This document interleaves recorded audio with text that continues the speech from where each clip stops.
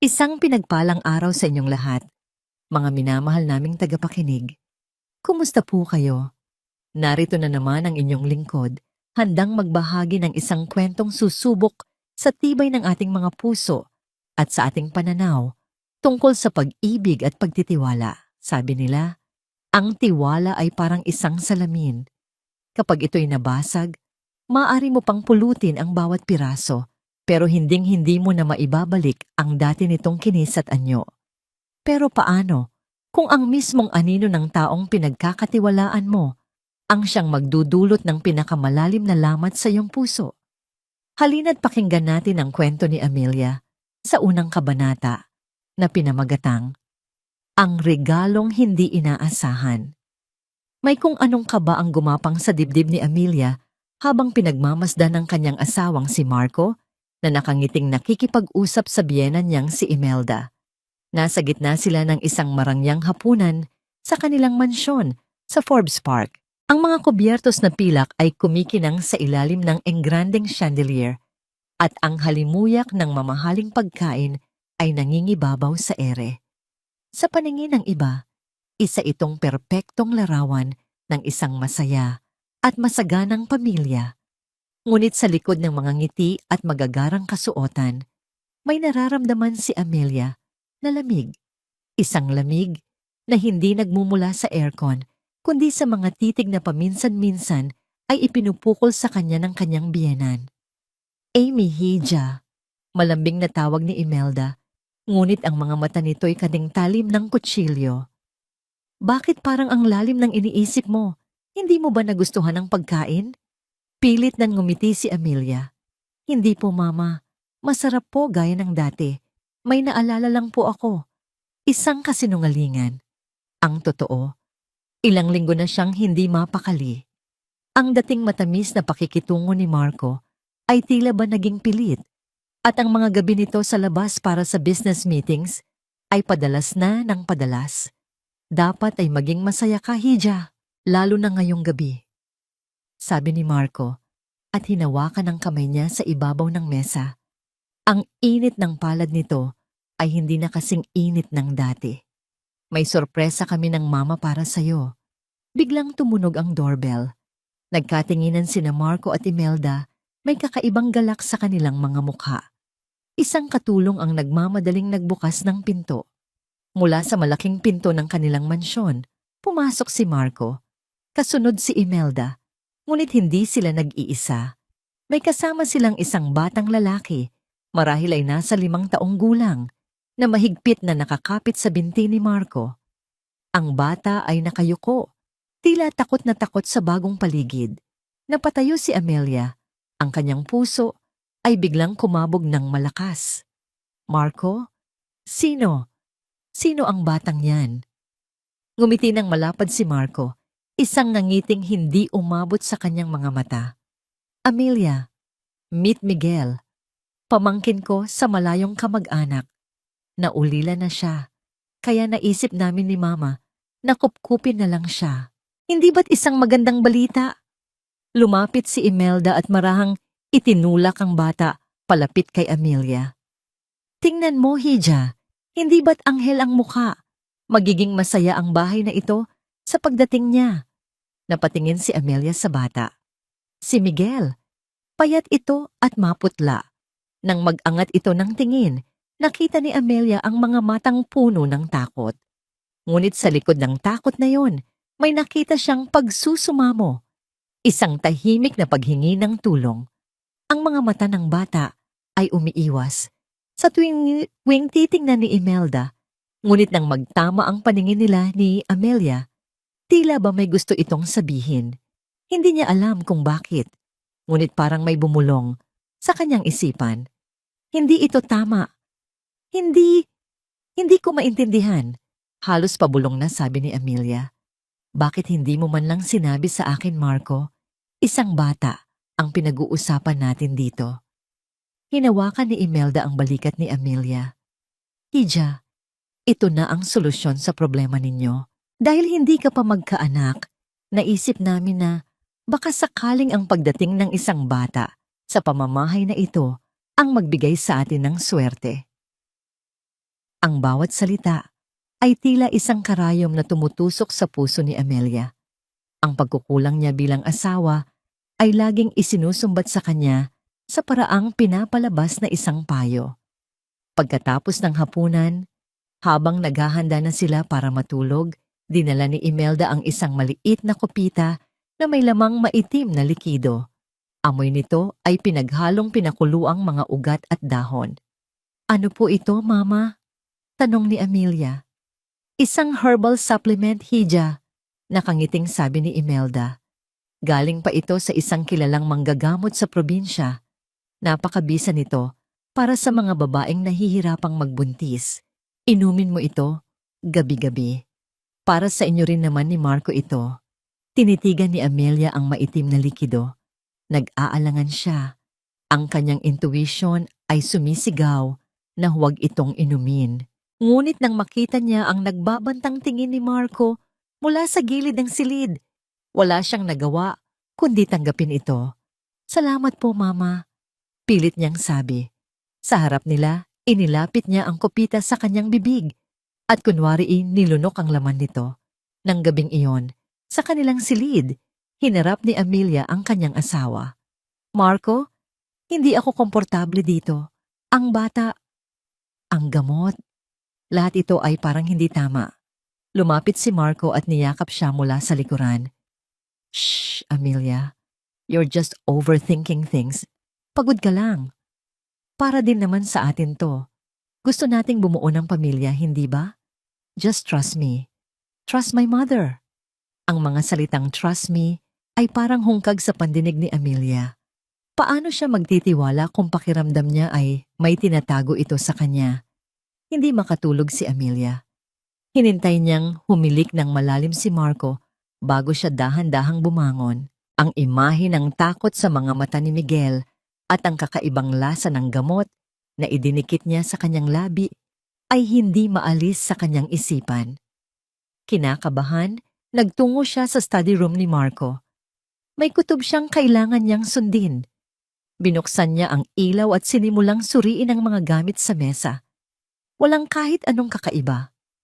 Ngunit nang buksan niya ang isang drawer, nakita niya ang isang maliit na susi na nakatago sa ilalim ng mga papeles. Alam niya kung para saan iyon. Ito ang susi sa pinakailalim na drawer ng mesa ni Marco. Ang tanging drawer na laging nakalock. Nanginginig ang mga kamay. Isinuksok niya ang susi sa seradura. Dahan-dahan niya itong pinihit. Bumukas ito. Sa loob, puro mga dokumento ng negosyo. Akala niya ay nagkamali siya ng kutob. Ngunit nang kapain niya ang ilalim, may naramdaman siyang isang maliit na bote. Inilabas niya ito. Ang puso ni Amelia ay tila tumigil sa pagtibok. Ito ay isang maliit na bote na walang anumang etiketa. Sa loob, mayroon itong maitim na likido. Ang parehong likido na ibinigay sa kanya ni Imelda kanina. Bakit mayroon si Marco nito? At bakit kailangan itong itago sa isang nakalock na drawer? Ang malamig na salamin ng bote sa kanyang palad ay tila gawa sa yelo. Nagpapadala ng kilabot sa buong katawan ni Amelia. Dito, sa katahimikan ng gabi, alam niyang ang sorpresa ay hindi ang pagdating ni Miguel. Ang tunay na sorpresa ay isang masamang panaginip na ngayon palang nagsisimula. Ang pagkatuklas sa bote ay nag-iwan ng yelo sa buong sistema ni Amelia. Hindi ito isang simpleng pagtatago. Ito ay isang patunay ng isang planadong panloloko. Sa buong magdamag, habang si Marco ay mahimbing na natutulog sa kanyang tabi, gising na gising ang diwa ni Amelia. Ang bawat paghinga ng kanyang asawa ay parang isang insulto, isang paalala ng lason na dahan-dahang ipinapainom sa kanya. Kinabukasan, maaga siyang gumising. Sa harap ng salamin, tinitigan niya ang sariling refleksyon. May mga maitim na bilog sa ilalim ng kanyang mga mata. Ngunit sa kabila ng pagod, may bagong apoy na nagliliyab doon. Isang apoy ng determinasyon. Hindi na siya ang kahapong Amelia na bulag sa pag-ibig. Ngayon, ang bawat kilos niya ay may layunin. Gaya ng inaasahan, pagbaba niya para mag-agahan naroon na si Imelda. May hawak na namang kopita ng maitim na likido. Ang ngiti nito ay kasing tamis ng pulot. Ngunit para kay Amelia, ito na ngayon ang ngiti ng isang ahas. Good morning, Hija. Heto na ang gamot mo. Make sure you drink it all. Sabi nito sa kanya, ang boses ay puno ng pagkukunwaring pag-aalala. Salamat po, Mama. Sagot ni Amelia. Pinipilit na panatilihing kalmado ang kanyang boses. Kinuha niya ang kopita at sa harap ni Imelda at Marco, itinaas niya ito na parang iinumin. Ngunit sa isang mabilis na pag-arte na tila siya'y natapilok, sinadya niyang matapon ang kaunting laman nito sa kanyang damit habang ang malaking bahagi ay kunwari kanyang nainom. Nako, ang clumsy ko naman, sabi niya, puno ng pagkataranta. Mama, pasensya na po. Ano ka ba naman, Amy? Sayang ang gamot. Irritable nga sabi ni Imelda bago pilit nang ngumiti. Sige na, magpalit ka na at baka manikit pa yan sa balat mo. Ito na ang pagkakataong hinihintay ni Amelia. Nagmamadali siyang umakyat sa silid, hindi para magpalit, kundi para isagawa ang kanyang plano. Maingat niyang inilagay ang basang damit sa isang plastic bag. Pagkatapos, kumuha siya ng isang maliit na syringe mula sa kanyang first aid kit at maingat na kumuha ng sample mula sa bote na nahanap niya sa opisina ni Marco. 2 sample. 2 ebidensya. Dumaan siya sa hardin sa likod bahay. May isang hilera doon ng mga orchid na paborito ng kanyang yumaong ina. Maingat, habang tinitiyak na walang nakakakita, ibinuhos niya ang natitirang gamot mula sa kopita sa paso ng isang namumulaklak na Phalaenopsis. Kung ito ay lason, hindi lang siya ang makakaalam. Kinailangan niyang humanap ng paraan para makaalis ng bahay nang hindi nagdududa ang mga ito. Gumawa siya ng dahilan na pupunta siya sa spa para mag-relax. Magandang ideya yan, Hija. Masyado ka ng stress nitong mga nakaraang araw, sabi ni Marco at hinalikan siya sa noo. Naramdaman ni Amelia ang pangingilabot sa halik na yon, ngunit pinilit niyang ngumiti. Ang una niyang pinuntahan ay isang pribadong laboratorio, malayo sa mga ospital na konektado sa kanilang pamilya. Dala ang 2 sample, humiling siya ng isang comprehensive toxicology test. Medyo magastos po ito, ma'am, at tatagal ng ilang araw, sabi ng medtech. Kahit magkano, babayaran ko. Ang kailangan ko lang ay bilisan ninyo at siguraduhing confidential ang resulta, mariing sabi ni Amelia, habang iniaabot ang isang makapal na sobre ng cash. Pagkaalis sa laboratorio, hindi pa rin siya mapakali. Kailangan niya ng isang kakampi. Isang taong mapagkakatiwalaan niya ng buong buo. At isa lang ang pumasok sa kanyang isipan. Pumarada siya sa isang tahimik na coffee shop at nanginginig ang mga kamay na idinayal ang isang numero sa kanyang telepono. Reyes Law Firm, good morning. Hello, this is Amelia Santos. Pwede ko bang makausap si Attorney Reyes? It's personal. Ilang sandali ng paghihintay ang tila 1 oras. Amy, napatawag ka? Everything okay? Ang boses ni David Reyes sa kabilang linya ay kasing kalmado at kasing tatag ng dati. Si David ang kanyang matalik na kaibigan mula pa noong college, isang taong laging nariyan para sa kanya bago pa man dumating si Marco. Pinilit ni Amelia na gawing normal ang kanyang boses. David, kumusta? Oo naman. Okay lang ako. Medyo matagal na rin tayong hindi nagkikita. Baka naman pwede tayong magkape minsan. Natahimik si David sa kabilang linya. Kilala niya si Amelia. Amy, sigurado ka bang okay ka lang? Iba ang dating ng boses mo. May problema ba? Napalunok si Amelia, pinipigilan ang mga luhang nagbabadyang tumulo. Wala. Gusto lang talaga kitang kamustahin. At may itatanong lang sana akong hypothetical legal question tungkol sa family estates. Anytime, Amy. Para sa'yo, I'm always available. Tawagan mo lang ako, okay? Huwag kang mag-atubili, sabi ni David. May diin sa huling mga salita. Pagkatapos ng tawag, bahagyang gumaan ang pakiramdam ni Amelia. Mayroon siyang nasandalan. Gabi na nang umuwi si Marco. Naamoy agad ni Amelia ang alak sa hininga nito. Mukhang galing ito sa isang masayang pagdiriwang. Pumasok ito sa kanilang silid at dumiretso sa banyo para maligo. Ito na naman ang isang pagkakataon. Iniwan ni Marco ang kanyang telepono sa ibabaw ng bedside table. Dati, hindi niya ito pinapakialaman. Ngunit ngayon, lahat ng bagay ay kahina-hinala. Dahan-dahan, kinuha niya ito. Hindi nakalock. Ang kanyang puso ay dumadagundong sa kanyang dibdib. Binuksan niya ang messages. At doon, nakita niya ang isang pangalan na paulit-ulit na lumalabas. Lorraine! Lorraine, kumusta ang reyna sa kastilyo niya? Uminom ba siya ng tsa? Marco, oo naman. Malapit na. Mahal. Konting tiis na lang. Lorraine, siguraduhin mo lang, Marco. Miss ka na namin ni Miggy. See you tomorrow at our place. Marco, I'll be there. I love you both. Ang bawat salita ay parang suntok sa sikmura ni Amelia. Lorraine, Miggy, our place. Ang lahat ng piraso ng puzzle ay nagkadugtong-dugtong sa kanyang isipan. Si Lorraine ang babae, si Miggy ay anak nila, at ang lahat ng ito, ang pagpapakilala kay Miguel bilang isang ampon, ay isang malaking kasinungalingan, kasabay ng pagpatak ng kanyang mga luha ang pagbukas ng pinto ng banyo. Mabilis niyang ibinalik ang telepono at nagtalukbong ng kumot, nagkukunwaring tulog. Lumapit si Marco sa kama. Ang halimuyak ng sabon at alak ay magkahalo. Humiga ito sa tabi niya at niyakap siya. Gising ka pa, mahal? Malambing na bulong nito. Hinalikan nito ang kanyang buhok. I love you, Amelia. Tandaan mo yan.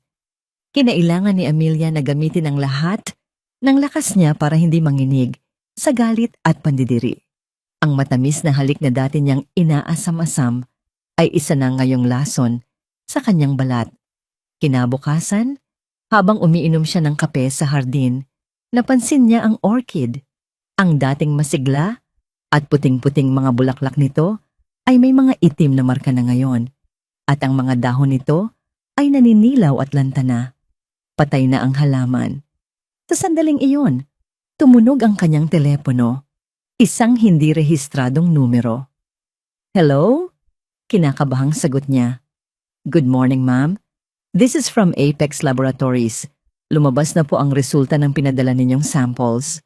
Napahigpit ang hawak ni Amelia sa telepono. And, narinig niya ang pagbuntong hininga ng nasa kabilang linya. Ma'am, parehong sample ay nagpositibo sa isang substance na may neurotoxic properties. Isang uri ng lason na halaman na kung iinumin ng matagalan in small doses, it can cause severe nerve damage, hallucinations, and eventually, permanent infertility. Nabitiwan ni Amelia ang kanyang telepono. Ang tunog ng pagbagsak nito sa damuhan ay halos hindi niya narinig. Ang tanging naririnig niya ay ang malakas na pagkabog ng kanyang puso at ang mga salitang umuulit-ulit sa kanyang isipan. Lason, nerve damage, permanent infertility. Hindi ito isang simpleng plano para agawin ang kanyang yaman. Ito ay isang plano para wasakin siya, unti-unti, hanggang sa wala nang matira sa kanya. Ang mga salitang lason, nerve damage o permikomi, at permanent infertility ay parang bombang sumabog sa tahimik na mundo ni Amelia. Hindi na ito simpleng pagtataksil. Ito ay isang tangkang pagpatay, isang mabagal, kalkulado, at malupit na paraan ng pagwasak sa kanya. Ang pighati sa kanyang dibdib ay mabilis na napalitan ng isang bagay na mas malamig at mas matalim. Galit. Isang dalisay at nag-aapoy na galit. Ang mga luhang kanina'y nagbabadya ay natuyo. Ang nanginginig niyang mga kamay ay kumuyom ng mahigpit. Tapos na ang pagiging biktima. Ngayon, sisimulan niya ang digmaan. May isang address sa isip niya. Isang address mula sa mga text message ni Marco. Isang condominium unit sa Taguig. Walang paalam, Walang anumang salita. Kinuha niya ang susi ng kanyang kotse at umalis. Habang binabagtas niya ang abalang kalsada ng Maynila, ang lahat sa paligid niya ay tila naglaho. Ang mga busina ng sasakyan, ang mga taong naglalakad, lahat sila ay parte ng isang mundong hindi na niya kinabibilangan.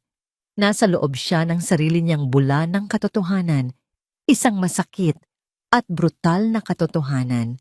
Hindi nagtagal, natanaw na niya ang gusali. Isang modernong kondominium na may maliit at pribadong parke sa harap. Naghahanap siya ng pwesto kung saan hindi madaling mapansin ang kanyang sasakyan. Mula roon, kitang-kita niya ang entrance ng parke. Pinatay niya ang makina at naghintay. Hindi niya alam kung ano ang eksaktong inaasahan niyang makita. Ngunit alam niyang kailangan niya itong harapin. At hindi nga siya nabigo. Makalipas ang halos kalahating oras, lumabas mula sa lobby ng kondo ang isang imahe na tululiyomo o imahe na tuluyang dumurog sa anumang natitirang piraso ng kanyang puso. Si Marco. Nakasuot ng simpleng t-shirt at shorts, malayo sa bihis negosyanteng imahe nito sa bahay. Tawa ito ng tawa. Isang tawang tunay at walang pagkukunwari. Kasama niya si Lorraine, isang babaeng maganda at mukhang mas bata sa kanya. Nakasandig ang ulo sa balikat ni Marco. At sa pagitan nila, hawak-hawak ang kanilang mga kamay, ay si Miguel. Pero hindi ito ang Miguel na kilala niya sa mansyon. Ang Miguel sa parke ay masigla, tumatakbo at tumatawa. Narinig pa ni Amelia, kahit sa loob ng sasakyan, ang masayang sigaw nito. "Daddy, look!" Sigaw ng bata habang tinuturo ang isang aso na naglalaro sa di kalayuan. "Daddy!"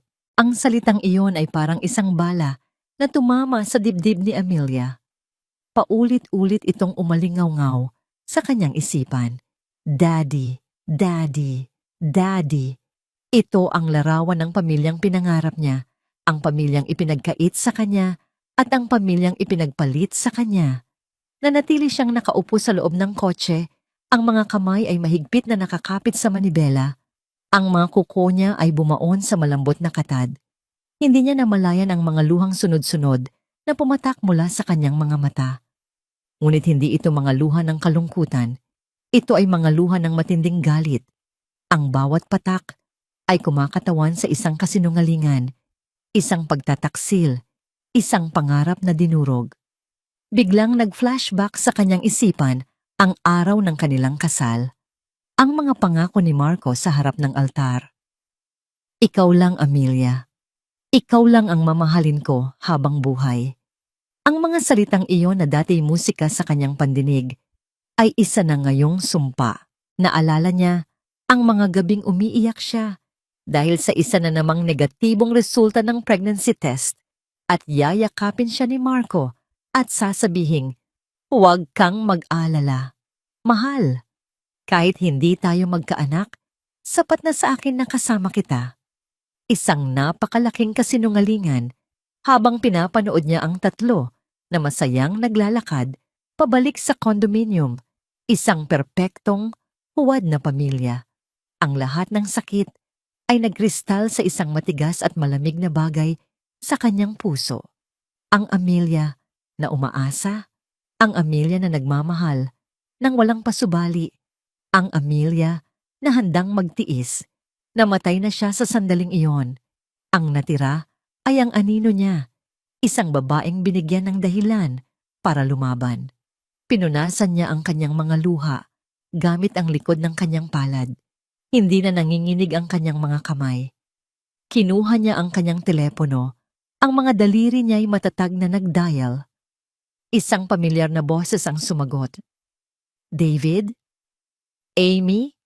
Napatawag ka ulit. May problema ba?" Halata ang pag-aalala sa boses ni David. Huminga ng malalim si Amelia. Ang boses na lumabas mula sa kanyang lalamunan ay iba na.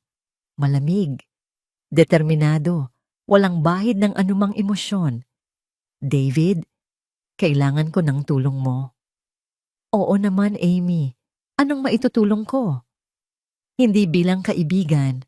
Pagtatama ni Amelia, ang bawat salita ay may bigat. Kailangan ko ng tulong mo. Bilang abogado ko, natahimik ang kabilang linya. Alam ni David na sa likod ng mga salitang yon ay isang malalim at mabigat na dahilan. Nasaan ka? Pupuntahan kita. Huwag. Mabilis na sagot ni Amelia. Huwag muna ngayon. Tatawag ako ulit. Ihanda mo lang ang sarili mo. Ito ay isang digmaan. Bago pa man makasagot si David, ibinaba na niya ang tawag. Pinaandar niya ang kotse at habang paalis, tinignan niya sa huling pagkakataon ang gusali kung saan itinatago ng kanyang asawa ang tunay nitong buhay. Tapos na ang pagtatago. Marco, gabi na nang makauwi si Marco. Nadatnan niya ang mansyon na balot sa katahimikan at dilim. Tanging ang ilaw mula sa sala ang nakabukas. Inaasahan niyang sasalubungin siya ni Amelia, ngunit wala. Amy? Tawag niya. Habang inilalapag ang kanyang briefcase, walang sumagot. Naglakad siya papasok sa sala at doon natigilan siya. Nakaupo si Amelia sa isa sa mga silya, nakaharap sa kanya. Hindi siya umiiyak, hindi siya mukhang galit. Ang mukha niya ay isang blangkong maskara. Ang kanyang mga mata ay malamig at walang mababakas na anumang emosyon. Ang pananahimik niya ay mas nakakabingi kaysa sa anumang sigaw. Sa ibabaw ng maliit na mesa sa pagitan nila, may isang folder, isang manipis, brown na folder. Marco, sabi ni Amelia. Ang boses niya ay kalmado, ngunit ang kalamigan nito ay sapat na para magpatindig ng balahibo. Umupo ka. Nag-aalangang umupo si Marco sa silyang nasa tapat niya. Amy, anong problema? Hindi sumagot si Amelia. Itinuro lang niya ang folder. Kailangan nating mag-usap. Ang mga mata ni Marco ay nanlalaki sa takot habang nakatitig sa folder na nasa mesa. Ang isip niya ay lumilipad. Nag-iisip kung ano ang laman nito. Resulta ba ng investigasyon, mga litrato, divorce papers? Ang bawat posibleng sagot ay mas masahol kaysa sa nauna. Ang kalamigan sa mga mata ni Amelia ay tumagos hanggang sa kanyang kaluluwa. Ano? Ano yan, Amy? Nanginginig niyang tanong. Sa halip na sumagot, dahan-dahang binuksan ni Amelia ang folder. Hindi ito mga litrato. Hindi ito legal na dokumento. Ang laman nito ay mga financial statement ng Santos Group of Companies. Napakunot ang noo ni Marco sa pagkalito. Company reports? Akala mo ano, Marco? Putol ni Amelia. Ang boses ay kasing talas ng bubog. Nahahayaan ko lang na bumagsak ang lahat ng pinaghirapan ng mga magulang ko habang sila ay walang malay sa ospital. Itinulak niya ang mga papel palapit kay Marco. Tingnan mo, bumaba ang stocks natin ng 5% mula noong nangyari ang aksidente. May mga board members na nagiging nepasyente. At ikaw, sabi niya, at tinitigan si Marco ng diretso sa mga mata.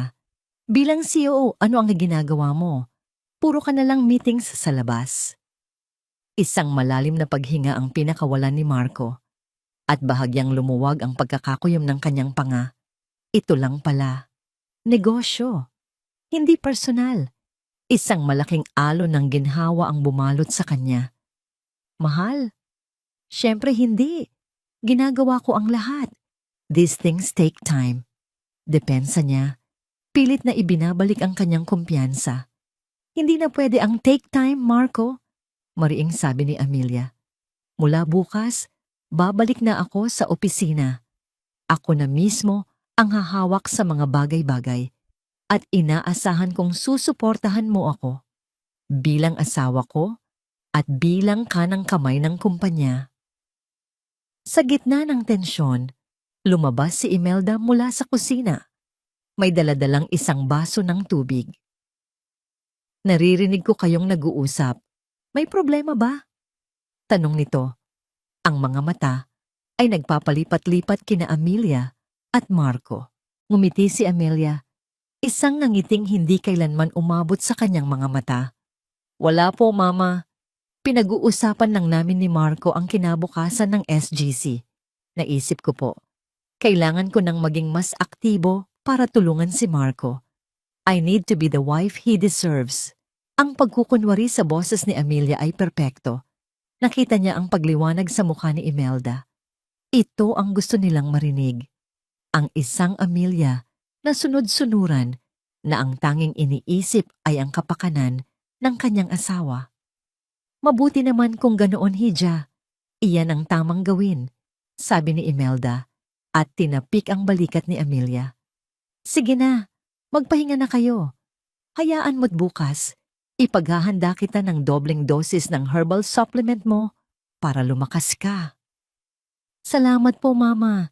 Hindi niyo po alam kung gaano ko kayo pinasasalamatan. Sagot ni Amelia. Ang bawat salita ay balot sa sarkasmo na sila lang ang hindi nakakarinig. Kinabukasan, nagsimula ang pag-arte ni Amelia. Sa hapagkainan, tinanggap niya ang gamot mula kay Imelda nang may ngiti. Sana po maging epektibo na ito, Mama.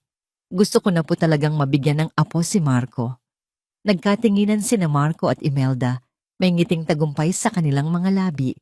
Nilingon ni Amelia si Miguel na tahimik na kumakain sa isang sulok. Miguel, gusto mo pa ba ng kanin? Halika, lalagyan kita. Sa unang pagkakataon, kinausap niya ang bata ng may lambing. Nakita niya ang gulat sa mga mata nito bago ito dahan-dahang tumango. Ang buong araw ay ginugol niya sa pagpapanggap. Ngunit sa likod ng maskara ng isang mabait at masunuring asawa, ang kanyang isip ay gumagana na parang makina. Kinahapunan, nagpaalam siyang makikipagkita sa isang kaibigan. Ang totoo, nagtungo siya sa isang maliit at tahimik na kafe kung saan naghihintay na sa kanya si David.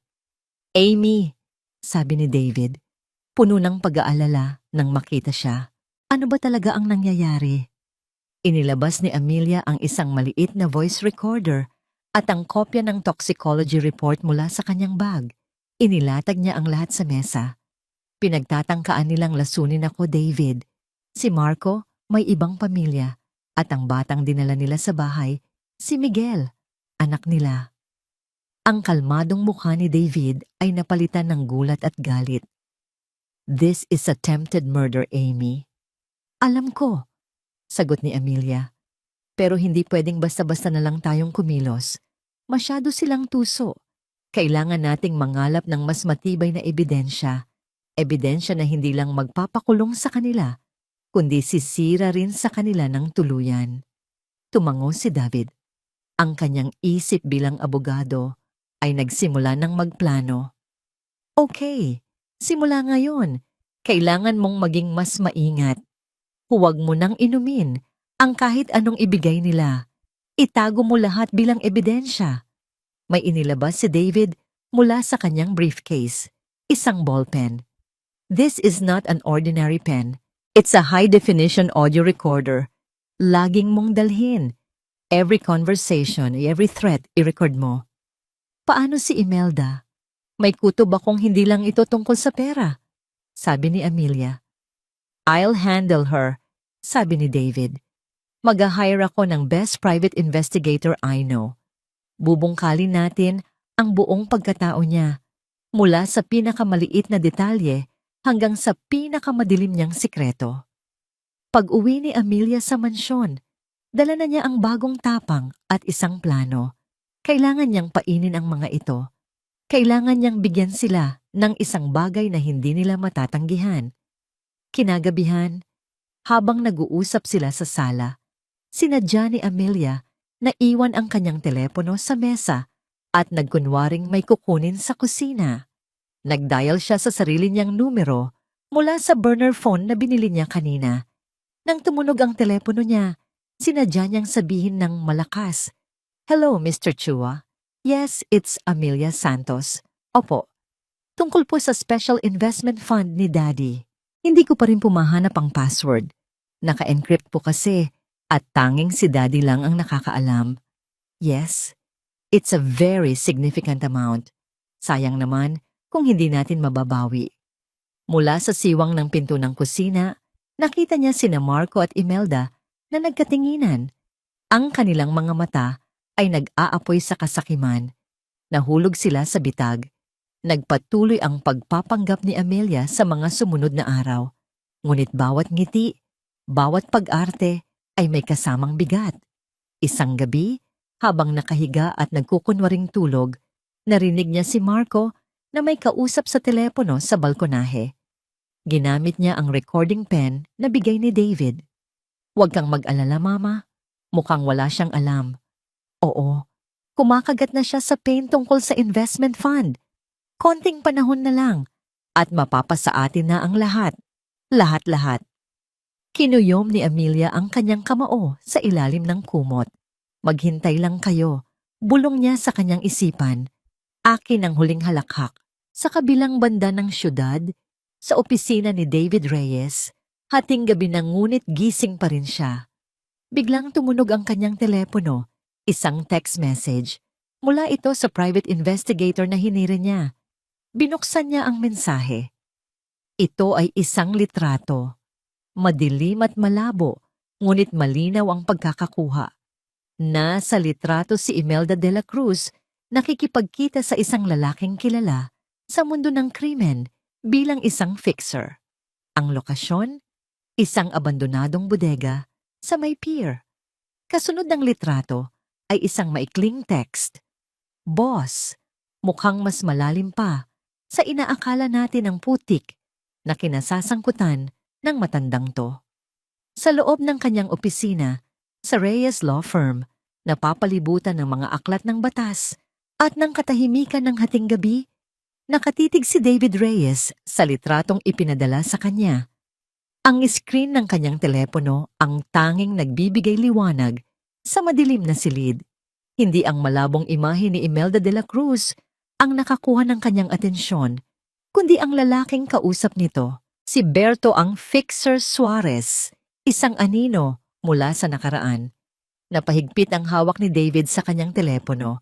Bilang isang dating piskal, maraming beses na niyang narinig ang pangalang iyon. Si Berto ay isang kilalang fixer, isang taong kayang mag-ayos ng kahit anong problema sa ilalim ng batas. Peke na dokumento, pag-alis ng testigo, pag-impluwensya sa mga kaso. Ngunit ang pinakakilalang serbisyo nito ay konektado sa mga ilegal na operasyon. Kabilang na ang black market adoptions at human trafficking. Ang simpleng kaso ng pagtataksil at tangkang paglason kay Amelia ay biglang nagkaroon ng mas madilim at mas mapanganib na anyo. Ang koneksyon ni Imelda kay Berto ay hindi para sa simpleng pag-agaw ng yaman. Ito ay isang pulang bandila na nagsasabing may mas malalim, mas marumi, at mas matagal ng sikreto ang itinatago ng matanda. Kinuha niya ang telepono at muling tinawagan ang private investigator. "Gus? David to," sabi niya. Ang boses ay seryoso. Ang lalaking kasama ni Imelda sa litrato, kilala ko siya. "Sino siya, boss?" tanong ng investigador sa kabilang linya. "Hindi na yan mahalaga sa ngayon," sagot ni David. "Pero dahil sa kanya, kailangan nating baguhin ang direksyon ng investigasyon. Kalimutan mo muna si Marco. Huwag mo nang aksayahin ang oras sa babae niya. Si Imelda, siya ang focus natin ngayon. Halongkatin mo ang buong buhay niya. Bawat trabaho, bawat address na tinirhan, bawat kakilala. Gusto kong malaman ang lahat, Gus. Kahit gaano kaliit, kahit gaano kadumi." "Masusunod, boss. Pero mukhang hindi ito magiging madali. Magaling magtago ng bakas ang matandang yan. I don't care how much it costs," mariing sabi ni David. "Just get it done." Pagkababa ng telepono, hindi mapakali si David. Tumayo siya at naglakad-lakad sa loob ng kanyang opisina. May kung anong bumabagabag sa kanyang isipan, isang pamilyar na pakiramdam ng sakit at pangamba na matagal na niyang ibinaon sa limot. Ang pangalan ni Berto Suarez, ang mga aktibidad nito. May inaalikabok itong isang madilim na kabanata ng kanyang buhay. Naglakad siya patungo sa isang lumang steel cabinet sa isang sulok ng kanyang opisina. Ito ang kanyang personal na arkibo, naglalaman ng mga kasong malapit sa kanyang puso. Binuksan niya ito. Sa pinakailalim, may isang kahon na nababalot na sa alikabok. May markang personal. Nanginginig ang mga kamay na binuksan niya ito. Ang mga alaala ay bumalik na parang isang malaking alon. Sa loob ng kahon ay ang mga lumang dokumento ng isang kasong hindi kailanman nalutas. Isang kaso na sumira sa kanyang pamilya. Isang kaso na hanggang ngayon ay nagdudulot ng kirot sa kanyang puso. Ang pagkawala ng kanyang pamangkin. 15 taon na ang nakalipas. Ang kanyang nakababatang kapatid na si Elena ay namatay sa panganganak at iniwan nito ang isang magandang sanggol na babae. Si Leah. Si Leah ang naging sentro ng kanilang mundo. Ngunit isang araw, habang nasa pangangalaga ng isang yaya sa isang parke, bigla na lang itong naglaho. Walang bakas, walang testigo. Parang bula na nawala. Ang trahedya ay sumira sa kanilang pamilya. Ang kanyang mga magulang ay hindi na nakabawi at ang lungkot ay nag-iwan ng permanenteng lamat sa kanilang mga puso. At si David, bilang isang batang abogado noon, ay ginamit ang lahat ng kanyang koneksyon at kaalaman para hanapin ang bata. Ngunit nabigo siya. Kinuha niya ang isang kupas na litrato mula sa kahon. Ang kanyang kapatid na si Elena, masayang karga-karga ang maliit na si Leah. Ang mga mata ng sanggol ay kumikinang, puno ng buhay at pag-asa. Isang sugat na akala niya'y naghilom na, ay muling kumirot. Napaupo siya sa kanyang silya. Ang bigat ng nakaraan ay muling pumatong sa kanyang mga balikat. Bakit ngayon pa ito bumabalik? Ano ang koneksyon nito kay Imelda de la Cruz? Biglang may pumasok sa kanyang isipan. Ang timeline, ang lugar. Sinubukan niyang alalahanin ang mga detalye ng pagkawala ni Leah. Quezon City. 15 years ago, ang modus operandi ng mga sindikato noon ay pagdukot ng mga bata mula sa mga pampublikong lugar para ibenta sa mga mag-asawang hindi magkaanak sa loob at labas ng bansa. Isang sindikato na ayon sa mga impormante noon ay pinapatakbo ni Berto Suarez. Biglang tumunog ang kanyang telepono at halos mabitawan niya ito sa gulat. Si Gus. "Boss?" Sabi ng investigador, ang boses ay may halong pagkasabik. "May nakuha ako, isang malaking impormasyon." Napaupo ng tuwid si David. "What is it?" Si Imelda de la Cruz. Bago siya napangasawa ng tatay ni Marco, nagtrabaho siya sa iba't ibang lugar.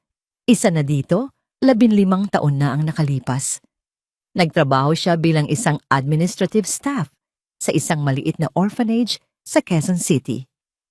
Naramdaman ni David ang panlalamig ng kanyang buong katawan. Anong pangalan ng orphanage? Bahay Kalinga Foundation, boss. Ang pangalang iyon, pamilyar. Ito ang isa sa mga lugar na pinuntahan niya noon para magtanong tungkol kay Leah. "Boss, may isa pa." Patuloy ni Gus, hindi alintana ang pananahimik ni David. Ang Bahay Kalinga Foundation, isinara ito ng gobyerno 1 taon matapos umalis si Imelda. May malaking eskandalo, isang investigasyon tungkol sa illegal adoptions at child trafficking. Ang mga sumunod na araw ay naging isang nakakabaliw na pag-arte para kay Amelia. Araw-araw, kailangan niyang isuot ang maskara ng isang mapagmahal na asawa at manugang habang sa loob-loob niya ay nag-aalab ang isang digmaang puno ng pagdududa at galit. Ang bawat ngiti na ibinibigay niya kay Marco ay may kasamang lason. Ang bawat "Salamat po, Mama" na sinasabi niya kay Imelda ay may kaakibat na sumpa. Ngunit ang pinakamahirap na parte ay ang kanyang pakikitungo kay Miguel. Ang bata ang buhay na simbolo ng pagtataksil ni Marco. Sa tuwing nakikita niya ito, naaalala niya ang eksena sa parke, ang masayang pamilyang ninakaw mula sa kanya. Gayunpaman, kailangan niyang magpanggap. Kailangan niyang maging mabait sa bata para hindi sila maghinala.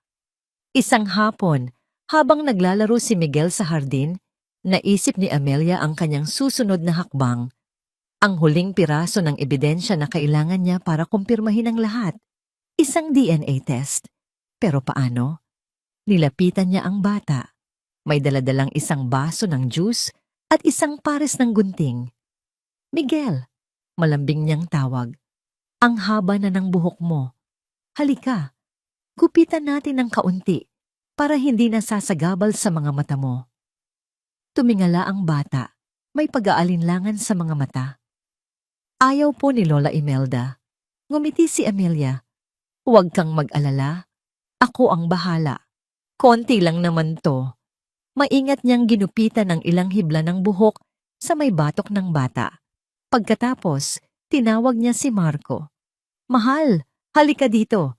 May dumi ka sa buhok. Lumapit si Marco. At sa isang mabilis na kilos, kunwari inaalis ni Amelia ang dumi. Ngunit ang totoo'y maingat niyang binunot ang ilang hibla ng buhok nito. Aray, bakit kailangan bunutin? Reklamo ni Marco. Pasensya na, dumikit kasi. Palusot ni Amelia. Itinago niya sa kanyang palad ang dalawang magkaibang sample ng buhok. Kinabukasan, sa isa na namang spa appointment, dinala niya ang mga sample sa parehong laboratorio. Sa pagkakataong ito, hindi toxicology test ang hiningi niya, kundi isang paternity test. Ang mga sumunod na araw ng paghihintay ay isang uri ng impyerno. Bawat tunog ng kanyang telepono ay nagpapakabog sa kanyang dibdib. Ang pagpapanggap ay lalong nagiging mahirap. Ramdam niya ang pagbabago sa kilos ni Marco at Imelda. Tila mas nagiging apurado na ang mga ito, mas madalas magbulungan, mas matatalim ang mga titig. Isang hapon, habang nagmamaneho pauwi mula sa isa na namang peking meeting, tumunog ang kanyang telepono. Isang email notification mula sa Apex Laboratories. Ang subject, DNA test results. Itinabi niya ang kotse sa isang gilid ng daan. Ang kanyang puso ay dumadagundong na parang tambol. Ito na, ang katotohanang sasampal sa kanya. Nanginginig ang mga kamay na binuksan niya ang email sa kanyang telepono. May naka-attach na PDF file. Pinindot niya ito. Nag-load ang dokumento. Sa gitna ng mga teknikal na salita at numero, isang linya lang ang kanyang hinanap. Isang linya lang ang mahalaga. At nakita niya ito. Alleged father. Marco de la Cruz child. Miguel Jimenez probability of paternity. %0. Ang salitang zero ay tila lumundag mula sa screen at sinampal siya ng malakas. Paulit-ulit niyang binasa ang resulta. Percent, 0%, 0%. Walang bahid ng pagdududa, walang maliit na porsyento ng posibilidad. Si Marco de la Cruz ay hindi ama ni Miguel. Napahawak si Amelia sa kanyang bibig, pinipigilan ng isang sigaw na gustong kumawala. Napasandal siya sa upuan ng kotse. Ang kanyang isip ay gulong-gulo. Kung hindi anak ni Marco si Miguel, bakit? Bakit nila dinala ang bata sa pamamahay niya? Bakit sila nagpapanggap na isang masayang pamilya sa kondominium? Ano ang tunay na laro? Ang lahat ng kanyang teorya, lahat ng kanyang pinaniniwalaan, ay gumuho sa isang iglap. Pakiramdam niya ay nalulunod siya sa isang dagat ng mga kasinungalingan na mas malalim pa kaysa sa kanyang inaakala. Sumubsob ang kanyang mukha sa manibela at doon, humagulgol siya, hindi dahil sa sakit ng pagtataksil, kundi dahil sa matinding pagkalito at takot. Ang mga kalaban niya ay hindi lang mga manloloko, sila ay mga halimaw na may planong hindi niya maintindihan. Sa gitna ng kanyang pag-iyak, muling tumunog ang kanyang telepono. Si David. Pinunasan niya ang kanyang mga luha at sinubukang pakalmahin ang sarili bago sumagot. David! Amy, nasaan ka? Ang boses ni David ay apurado at seryoso. Kailangan nating magkita. Ngayon din. Kakatanggap ko lang ng resulta. Nanginginig na sabi ni Amelia. David, hindi anak ni Marcos si Miguel. Hindi ko maintindihan. Narinig niya ang isang malalim na buntong hininga mula sa kabilang linya. Amy, listen to me. Ang problema mo ay mas malaki pa kaysa sa isang DNA test. May nalaman na ang investigador ko tungkol kay Imelda. Ano iyon? Nagtrabaho si Imelda sa isang orphanage noon, Amy. Isang orphanage sa Quezon City na ipinasara dahil sa iskandalo ng child trafficking. Ang mga salita ni David ay parang isang pitsel ng malamig na tubig na ibinuhos sa kanya. Child trafficking. Biglang nagkaroon ng kahulugan ang lahat ng takot sa mga mata ni Miguel. Ang pag-iwas nito kay Imelda. Ang mga bulungan. Naramdaman ni Amelia ang panlalamig na gumapang sa kanyang buong katawan. David, ibig sabihin, si Miguel. Hindi lang siya ginagamit para lokohin ka, Amy, sabi ni David. Ang boses ay puno ng galit. Posible na si Miguel mismo ay isang biktima. Ang katotohanan yon ay mas masakit kaysa sa anumang sampal. Ang batang kinasusuklaman niya, ang batang tinitingnan niya bilang simbolo ng kasalanan ng kanyang asawa, ay maaaring isang inosenteng kaluluwa na nasa gitna ng isang napakadilim na transaksyon. Nang makauwi si Amelia sa mansyon, iba na ang paraan ng pagtingin niya sa lahat. Ang dating marangyang bahay ay isa na ngayong kulungan, isang pugad ng mga demonyo. Gabi na, at tahimik na ang buong kabahayan. Naglakad siya papunta sa silid ni Miguel. Bahagyang nakabukas ang pinto. Sumilip siya sa loob. Natutulog ng mahimbing ang bata, ang muka ay payapa. Sa unang pagkakataon, hindi pagdududa o galit ang naramdaman ni Amelia, kundi awa at takot. Awa para sa isang batang walang kalaban-laban, at takot para sa kung ano ang nakalaang kapalaran para sa kanya sa mga kamay ni na Imelda. Nakatayo siya roon, nakatitig sa natutulog na bata, nang marinig niya ang isang boses mula sa kabilang dulo ng pasilyo. Boses ni Imelda, mahina, tila may kausap sa telepono. Dahan-dahan siyang umatras sa dilim, pinipigilan ang kanyang paghinga. Huwag kang mag-alala, nakaayos na ang lahat, bulong ni Imelda sa kausap. Oo, malapit na. Ihanda mo na ang pag-alis ng bata. Ang mga salitang narinig ni Amelia mula sa bibig ni Imelda, ihanda mo na ang pag-alis ng bata, ay parang isang sentensya ng kamatayan na umalingaw-ngaw sa tahimik na pasilyo. Sa sandaling iyon, ang laban ni Amelia ay hindi na lamang para sa kanyang sarili o para sa yaman ng kanyang pamilya. Naging laban na rin ito para sa isang inosenteng bata na walang kamalay-malay na isa siyang kalakal sa gitna ng mga demonyo. Kinabukasan, nagising si Amelia na may bagong plano. Kailangan niyang iligtas si Miguel. Ngunit bago pa man niya maisagawa ang unang hakbang, naunahan na siya ng mga kalaban. Tila ba naamoy ni Imelda ang pagbabago sa hangin, ang namumuong paghihimagsik sa mga mata ng kanyang manugang. At nagpa siya itong oras na para ilabas ang kanyang huling baraha. Katanghalian, habang naghahanda si Amelia na tawagan si David, isang tawag ang pumasok sa kanyang telepono.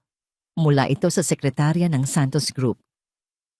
Ma'am Amelia, pinapatawag po kayo para sa isang emergency board meeting. In 1 hour po. Emergency meeting? Bakit? Sino ang nagpatawag? Naguguluhang tanong ni Amelia. Si Sir Marco po, ma'am, at si Ma'am Imelda. Isang malamig na kaba ang gumapang sa dibdib ni Amelia. Ito na, ang pag-atake na hinihintay niya. Pagdating niya sa boardroom ng SGC, ramdam niya agad ang tensyon. Ang mga board member, mga taong nakita siyang lumaki at dati puno ng respeto sa kanya, ay hindi makatingin sa kanya ng diretsyo. Sa unahan ng mahabang mesa, nakaupo si Marco at Imelda. Ang kanilang mga mukha ay seryoso, tila mga tagapaghukom na naghihintay sa kanilang nasasakdal. Thank you for coming, Amelia. Simula ni Marco, ang boses ay formal at malamig. Pinatawag namin ang pulong na ito dahil sa isang seryosong bagay na aming natuklasan.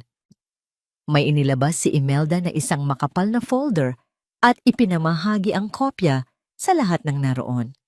Sa mga nakaraang linggo, patuloy ni Imelda ang boses ay puno ng pagkukunwaring lungkot. Napansin namin ang ilang kahina-hinalang transaksyon sa pondo ng kumpanya, mga malalaking halaga na inililipat sa isang personal at hindi kilalang account. Binuksan ni Amelia ang folder sa kanyang harapan.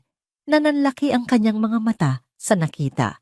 Mga kopya ng bank statement, mga withdrawal slip, mga fund transfer request, at sa ibaba ng bawat dokumento, naroon ang isang pirma na halos perpektong ginaya ang sa kanya. "This is ridiculous! These are forgeries!" Mariing sabi ni Amelia habang tinitingnan ang mga miyembro ng board. "Hindi ko kailanman gagawin ito." "Amelia, Hija," malungkot na sabi ni Ginoong Elizalde, ang pinakamatandang miyembro ng board at matalik na kaibigan ng kanyang ama. "Ang pirma, mukhang sayo talaga. At ang account, kung saan napunta ang pera," dagdag ni Marco, "ay natuklasan naming nakapangalan sayo, isang offshore account." Parang gumuho ang mundo ni Amelia. Ito ay isang perpektong bitag, isang planadong paninira na matagal na nilang inihanda. Tinangka niyang magpaliwanag, ngunit ang bawat salita niya ay tila hangin lamang na dumadaan sa kanilang mga tainga. Ang mga ebidensya ay masyadong matibay. Ang pagtataksil sa mga mata ng mga taong pinagkakatiwalaan niya ay mas masakit pa kaysa sa panloloko ni Marco. Sa huli, sa boto ng mayorya, sinuspinde si Amelia mula sa kanyang posisyon sa kumpanya. Pending a full investigation, ang kanyang access sa lahat ng accounts ng kumpanya ay pinutol. Umalis si Amelia sa boardroom na parang isang multo. Tuliro, hindi makapaniwala. Para kumalma, nagtungo siya sa isang maliit na coffee shop. Nang babayaran na niya ang kanyang in-order, nagulat siya nang sabihin ng kahera, "Ma'am, decline po ang card niyo." Sinubukan niya ang isa pang card, decline din po.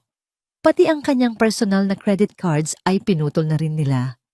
Naintindihan niya na sinisimulan na siyang ihiwalay sa lahat, putulin ang lahat ng kanyang resources hanggang sa wala na siyang magawa. Pag-uwi niya sa mansyon, mas lalong lumamig ang pakiramdam. Ang mga katulong na dati magalang na bumabati sa kanya ay umiiwas ng tingin. Ang hardinero, ang driver, lahat sila ay kumikilos na parang hindi siya nakikita. Ito ay utos ni Imelda. Isa siyang bilanggo sa sarili niyang pamamahay. Gabi na, habang nakaupo siya sa kanyang silid, pumasok si Imelda nang hindi kumakatok. "Kawawa ka naman, Hija," sabi nito. May mapanuyang nangiti sa mga labi.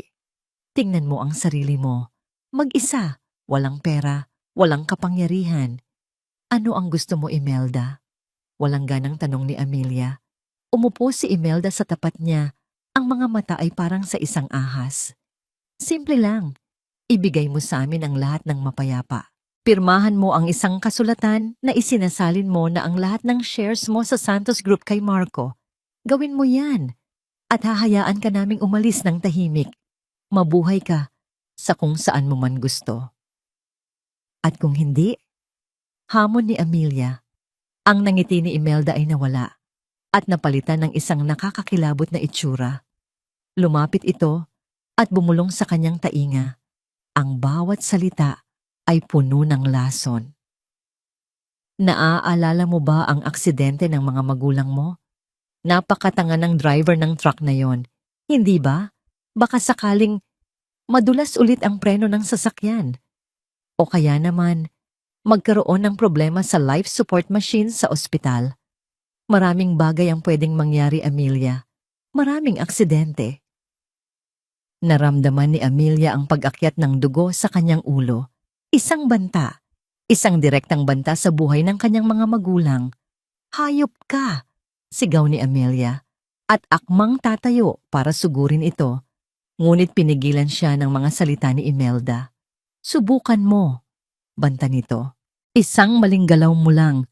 Isang tawag lang sa pulis o sa abogado mo. At baka hindi na magising ang nanay at tatay mo. Isipin mong mabuti, Hija. Ano ang mas mahalaga? Pera o ang buhay nila?" Tumalikod si Imelda at naglakad palabas ng silid. Iniwan si Amelia na nanginginig sa galit at kawalan ng pag-asa. Nasa gitna siya ng pagkataranta. Hindi alam kung ano ang gagawin nang biglang tumunog ang kanyang telepono. Isang numero mula sa ospital. Nanginginig niyang sinagot. Hello? Good evening, Ma'am Amelia. This is St. Luke's Hospital. Sabi ng isang nurse sa kabilang linya, ang boses ay apurado. Kailangan niyo po pumunta dito ngayon din. Bakit? Anong nangyari? Halos pasigaw na tanong ni Amelia. Bigla pong naging unstable ang vital signs ng tatay ninyo, si Mr. Santos. We don't know why. The doctors are with him now. Ang tawag mula sa ospital ay isang palaaso na tumama sa pinakahuling natitirang lakas ni Amelia. Wala nang pag-aalinlangan. Ang banta ni Imelda ay hindi lang mga salita. Ito ay isang pangako. Isang pangako ng karahasan na kaya niyang isagawa kahit saan, kahit kailan. Hindi na siya nagabala pang-utusan ng driver. Siya mismo ang kumuha ng susi ng isa sa mga kotse at humarurot paalis ng mansyon. Ang puso niya'y mas mabilis pa sa takbo ng sasakyan. Bawat pulang ilaw sa trapiko ay isang uri ng torture. Ang bawat segundo na lumilipas ay parang isang oras na ninanakaw mula sa buhay ng kanyang ama. Pagdating sa ospital, sinalubong siya ng isang doktor sa labas ng ICU. We managed to stabilize him, Mrs. De La Cruz, sabi ng doktor, ngunit may pagtataka sa kanyang mukha. Pero ang totoo, hindi namin maipaliwanag kung bakit biglang bumagsak ang kanyang vital signs. Walang anumang indikasyon. It's strange. Ang salitang strange ay isang kumpirmasyon. Gawa-gawa.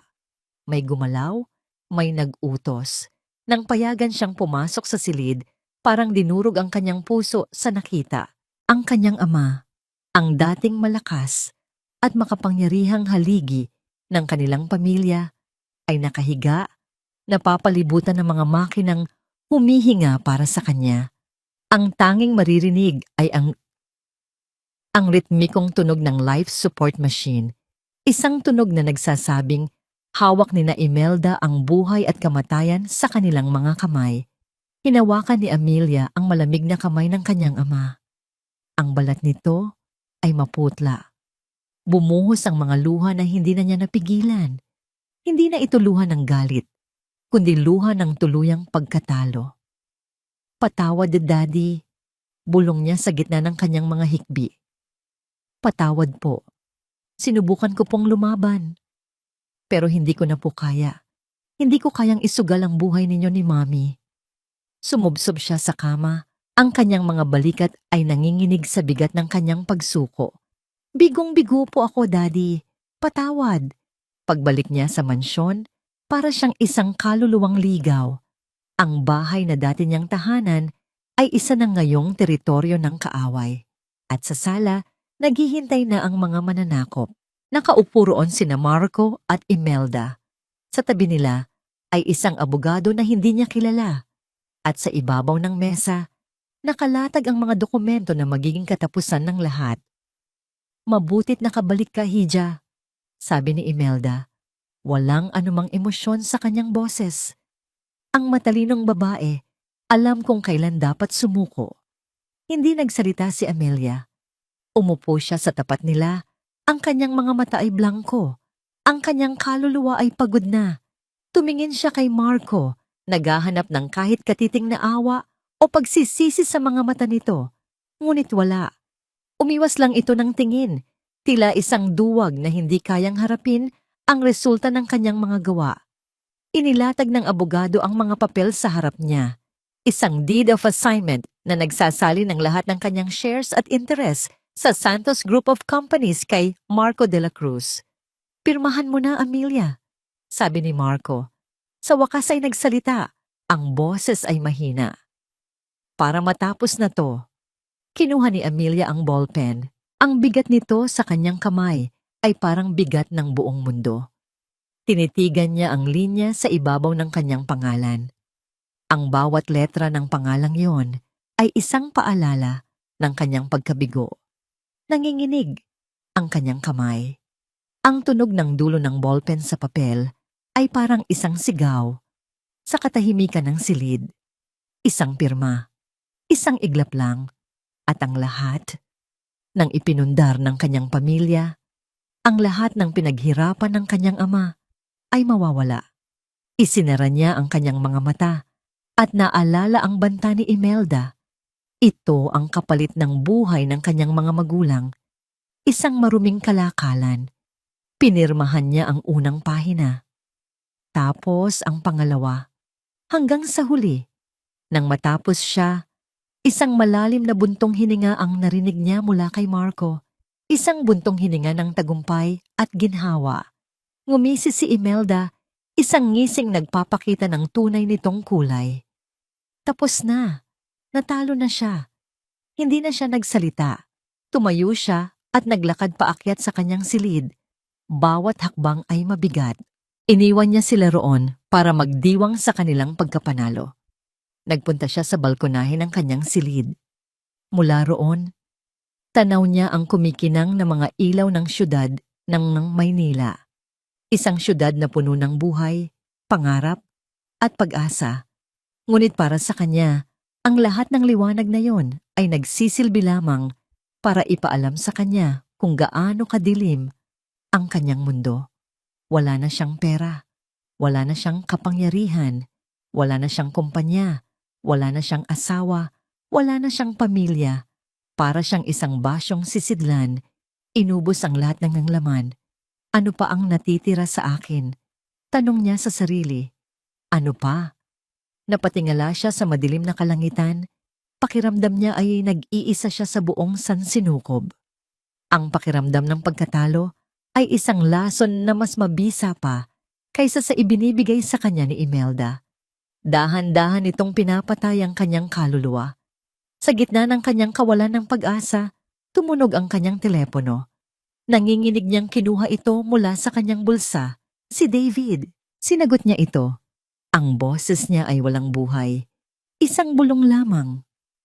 Hello? Amy? Narinig ko ang nangyari sa board meeting. Are you okay? Wala na, David. Sagot ni Amelia.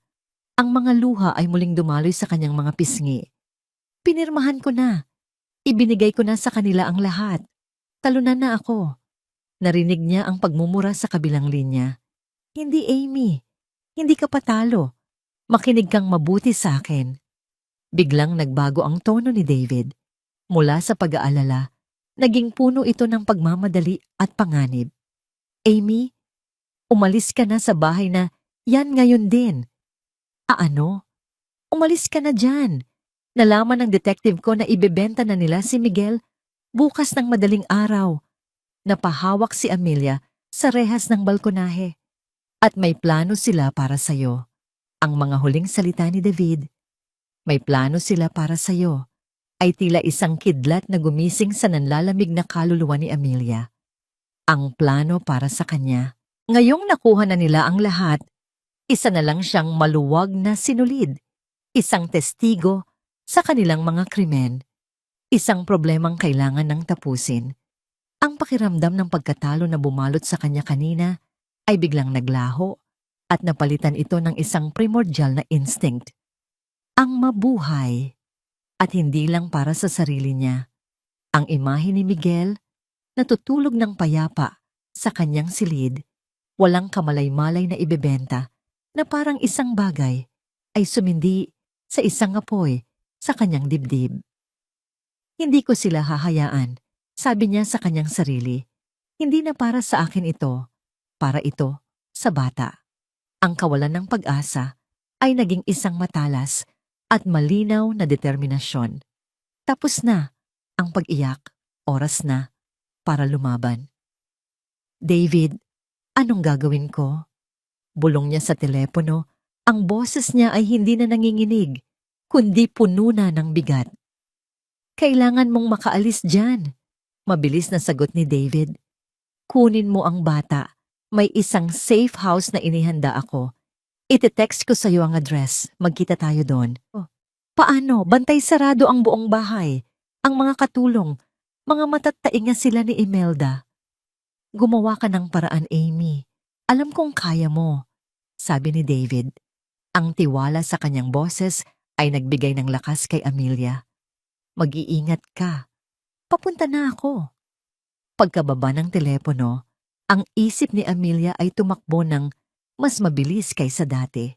Madaling araw. Iyon ang sinabi ni David. Mayroon na lang siyang ilang oras. Kailangan niya ng diversion. Isang bagay na kukuha sa atensyon ng lahat, isang bagay na magbibigay sa kanya ng sapat na oras para tumakas. Pumasok siya sa kanyang banyo at humarap sa salamin. Ang babaeng nakatingin sa kanya pabalik ay pagod at may mga pasa sa kaluluwa, ngunit ang mga mata nito ay nag-aapoy. Huminga siya ng malalim. 2:00 ng madaling araw. Ang buong mansyon ay balot sa katahimikan. Bigla, isang nakakayanig na sigaw ang bumasag sa katahimikan. Tulooong! Ang sigaw ay nagmula sa silid ni Amelia. Kasunod nito ay ang malakas na kalabog ng isang bagay na nabasag. Ilang sandali lang, narinig na niya ang nagmamadaling mga yapak sa pasilyo. Ang mga katulong at maging si Marco ay kinakatok na ang kanyang pinto. Amy! Anong nangyayari? Buksan mo ang pinto! Sigaw ni Marco. Nakaupo si Amelia sa sahig, sa tabi ng isang basag na plorera. Nanginginig siya, ngunit ito ay kontroladong panginginig. Isang pag-arte. Masakit. Ang tiyan ko. Hindi ako makahinga. Sabi niya. Ang boses ay puno ng sakit. Nang sa wakas ay nabuksan ni Marco ang pinto gamit ang duplicate key.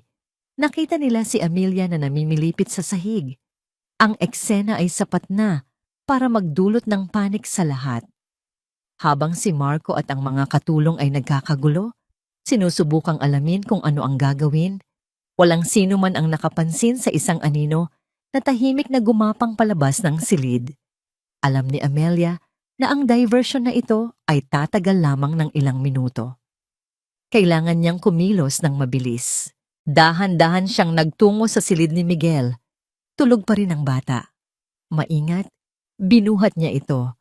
Si Miguel ay bahagyang gumalaw, ngunit hindi nagising. Mahigpit niya itong niyakap, bumubulong ng, "Patawad, ililigtas kita."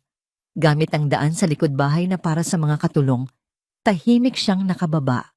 Bawat anino ay tila isang kaaway. Bawat tunog ng hangin ay nagpapakabog sa kanyang dibdib. Nakarating siya sa garahe. Salamat sa Diyos. Naiwan niya sa loob ng kotse ang susi kanina. Pinasok niya si Miguel sa passenger seat at sa isang iglap, pinaandar na niya ang makina at pinatakbo ang kotse palabas ng gate bago pa man may makapansin sa kanyang pagkawala. Habang nasa daan, tiningnan niya ang address na tinext ni David, isang kondominium sa Makati, malayo sa kanilang lugar. Pagdating niya roon, sa parking lot, naghihintay na si David. Ang muka ay puno ng pag-aalala. Nang makita siya nito, kasama ang ligtas na bata, isang malaking buntong hininga ng ginhawa ang pinakawalan nito. Tinulungan siya ni David na dalhin ang natutulog pa ring si Miguel paakyat sa isang maliit, ngunit malinis na unit. Inihiga nila ang bata sa kama. "Okay ka lang?" tanong ni David, habang inaabutan siya ng isang baso ng tubig. Tumango si Amelia. Ang adrenaline ay nagsisimula ng mawala at napapalitan ng pagod. Anong susunod na plano? "Nakausap ko na si Lorraine," sabi ni David, at napatingin ng diretso si Amelia sa kanya. Ang babae ni Marco? Siya nga, natakot siya. Nalaman niya mula sa isang source na balak ni Imelda na isama si Miguel sa isang shipment palabas ng bansa. Naintindihan niyang hindi lang pera ang mawawala sa kanya, kundi pati ang sarili niyang anak. Pumayag siyang tumestigo laban kay Imelda at Marco, kapalit ng proteksyon at mas mababang sentensya. Sa unang pagkakataon sa loob ng napakatagal na panahon, naramdaman ni Amelia ang isang kislap ng pag-asa. Hindi na siya nag-iisa sa laban na ito. Oras na para bawin ang lahat, Amy. sabi ni David. Ang kanyang boses ay matatag. Oras na para malaman ng lahat ang katotohanan. Umupo si Amelia sa harap ng laptop ni David. Ang kanyang mga daliri na kanina'y nanginginig sa takot ay matatag na ngayong nag-type.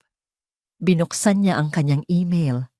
Sa tulong ni David, bumuo siya ng isang maikli ngunit makapangyarihang mensahe. Isang mensahe para sa lahat ng miyembro ng board ng Santos Group of Companies o SGC Board of Directors from Amelia Santos de la Cruz. Subject: Urgent and confidential emergency meeting regarding the truth about the De La Cruz family. Ladies and gentlemen, I am calling for an emergency meeting tomorrow morning, 10 a.m. at the SGC main office. It is time for you to hear the whole truth. Please be present. Respectfully, Amelia Santos. Pinindot niya ang send button. Ang maliit na tunog ng pagpapadala ng email ay parang isang putok ng kanyon na nagsasabing nagsimula na ang tunay na digmaan. Ang boardroom ng Santos Group of Companies ay puno ng bumubulong na tensyon. 10 minuto nang lampas sa itinakdang oras ng pulong, ngunit wala pa rin si Amelia. Ang mga miyembro ng board ay hindi mapakali. Nagpapalitan ng mga nagtatakang tingin. Sa unahan ng mesa, nakaupo sina Marco at Imelda, ang larawan ng kumpiyansa at kapangyarihan. Si Marco ay nakasuot ng mamahaling suit, habang si Imelda ay nagliliwanag sa kanyang alahas. Ngumingiti sila, kinakausap ang ilang board members, tila mga hari at reyna, na handa nang ipatapon ang isang taksil. Mukhang hindi na darating ang ating dating CEO. May panunuya sa boses ni Imelda. Sapat na para marinig ng lahat. Marahil ay tinanggap na niya ang kanyang kapalaran. Isang kahihiyan, dagdag ni Marco, umiiling-iling. Hindi ko inaasahan na ang sarili kong asawa. Biglang bumukas ang malaking pinto ng boardroom. Tumahimik ang lahat. Ang lahat ng mga mata ay napako sa babaeng nakatayo sa may pintuan. Hindi ito ang Amelia na nakita nila ilang araw na ang nakalipas. Isang babaeng talunan at puno ng pighati. Ang Amelia na pumasok sa silid ay iba na. Nakasuot siya ng isang eleganteng itim na power suit. Ang kanyang buhok ay maayos na nakatali. Ang kanyang paglakad ay may bigat at determinasyon. Ngunit ang pinakanagbago sa lahat ay ang kanyang mga mata. Wala na ang lungkot, wala na ang takot. Ang naroon na lang ay isang malamig at matatag na apoy ng katarungan. Hindi niya pinansin ang mga bulungan. Naglakad siya ng diretso patungo sa bakanteng silya sa kabisera ng mesa. Ang upuang para lamang sa CEO. Ang upuan ng kanyang ama. "Good morning," bati niya. Ang boses ay kalmado, ngunit umalingaw-ngaw sa buong silid. "Salamat sa inyong pagdating. Magsimula na tayo." "Anong karapatan mong..." Sisimulan sana ni Imelda, ngunit pinutol siya ni Amelia. "Karapatan ko bilang isang Santos," mariing sagot ni Amelia, at tinitigan ng bawat miyembro ng board. "At karapatan ninyo na malaman ang katotohanan." Isinaksak niya ang isang USB sa laptop na konektado sa malaking screen sa harap. "Bago ninyo ako tuluyang tanggalin sa kumpanyang ito, batay sa mga pekeng ebidensya, mayroon lang akong gustong iparinig sa inyong lahat." Pinindot niya ang play. Ang boses ni Marco ang unang narinig mula sa recording na kuha ni Amelia. "Huwag kang mag-alala, Mama. Mukhang wala siyang alam. Konting panahon na lang at mapapasa atin na ang lahat. Lahat-lahat." Nagbago ang kulay ng mukha ni Marco. "Ano to? This is fake. Gawa-gawa lang yan." "Talaga ba?" tanong ni Amelia, at lumipat sa susunod na ebidensya. Ang toxicology report ay lumitaw sa screen. Ito ang resulta ng herbal supplement na araw-araw ipinapainom sa akin ni Imelda de la Cruz. Isang lason na naglalayong sirain ang aking katawan at tuluyan akong gawing baog. Narinig ang mga mahihinang sigaw ng gulat mula sa mga board members. Si Ginoong Elizalde ay napahawak sa kanyang dibdib, hindi makapaniwala. "Isang kasinungalingan." Sigaw ni Imelda, tumatayo. "Walang katibayan yan." "Kung ganun, Mama," sabi ni Amelia. Ang pagtawag niya ng Mama ay puno ng lason. Baka ito may katibayan. Ang resulta ng DNA test ang sumunod na lumabas sa screen. Ang mga salitang probability of paternity 0% ay nakasulat sa malalaki at pulang letra. Napatingin ang lahat kay Marco na ngayon ay namumutla na parang isang papel. Imposible! Bulong nito. Ngayon ang tanong, patuloy ni Amelia, ang kanyang boses ay parang isang hukom na nagbibigay ng hatol. Kung hindi anak ni Marco si Miguel, sino siya? At bakit siya nasa pamamahay ko? Ipinapakilala bilang isang ulilang pamangkin? Muli niyang pinindot ang isang button. Isang video ang nagsimulang mag-play sa screen. Ang mukha ni Lorraine Jimenez, puno ng luha at takot, ang lumitaw. Ang pangalan ko po ay Lorraine Jimenez. Simula ng kanyang testimonya, ikinuwento niya ang lahat. Ang plano nila ni Imelda na gamitin si Miguel para lokohin si Marco. Ang pangako ng pera. Ang mas malaking plano na ipainom ng lason si Amelia hanggang sa ito'y masira. At ang pinakamasaklap sa lahat, ang plano ni Imelda na ibenta si Miguel sa isang foreign buyer kapag nakuha na nila ang lahat. Hayop ka! Sinungaling! Sigaw ni Imelda. Ang kanyang maskara ng pagiging isang kagalang-galang na matrona ay tuluyan ng natanggal. Ang natira ay ang mukha ng isang desperadong kriminal. Si Marco naman ay napaupo. Tila nawalan ng lakas. Habang tinitingnan ang screen, hindi makapaniwalang niloko rin siya ng sarili niyang ina at ng babaeng pinagkatiwalaan niya. At para tapusin ang lahat, sabi ni Amelia, habang inilalabas ang huling set ng mga dokumento, ang totoong magnanakaw sa kumpanyang ito. Inilatag niya sa screen ang mga ebidensya ng money laundering ni Imelda, ang mga pekeng korporasyon, ang mga bank record na nagpapakita ng milyon-milyong pisong ninakaw mula sa SGC sa loob ng maraming taon. Ang boardroom ay napuno ng kaguluhan. Ang mga board members ay sabay-sabay na nagsalita, puno ng galit at pagkadismaya. Si Imelda ay sumisigaw, nagwawala. Si Marco ay parang isang estatwa, nakatulala sa kawalan. Sa gitna ng kaguluhan, dahan-dahang bumukas ang pinto ng boardroom. Tumahimik ang lahat. Pumasok si David Reyes, suot ang kanyang barong. Ang mukha ay seryoso at matatag. Sa likod niya nakasunod ang dalawang unipormadong pulis. Ang katahimikan sa silid ay nakakabingi. Ang tanging maririnig ay ang nanlalaking paghinga ng mga naroroon. Naglakad si David patungo sa gitna ng silid. Itinuro niya ang nanginginig na sina Imelda at ang tulalang si Marco. Imelda and Marco de la Cruz, sabi ni David. Ang kanyang boses ay malinaw at puno ng awtoridad na umalingaw-ngaw sa bawat sulok ng silid. Sa ngalan ng batas, arestado kayo. Ilang buwan ang lumipas. Ang bagsik ng unos ay unti-unti nang napalitan ng tahimik na pamamaalam ng ulan. At ang kalangitan sa buhay ni Amelia ay nagsimula ng magliwanag. Ang mga madilim na ulap ng pagtataksil at panganib ay dahan-dahan nang tinatangay palayo. Ang araw ng paghahatol ay dumating. Sa loob ng korte, nakaupo si Amelia, hindi bilang isang biktima, kundi bilang isang saksi sa paggulong ng hustisya. Sa kabilang panig, nakaupo sina Imelda at Marco. Ang dating kumpiyansa at kapangyarihan ay naglaho na. Si Imelda ay isang kulubot na anino ng kanyang dating sarili. Ang mga mata ay puno ng galit na walang mapagbuntunan. Si Marco naman ay nakayuko. Isang duwag hanggang sa huli, hindi kayang salubungin ang tingin ng asawang winasak niya.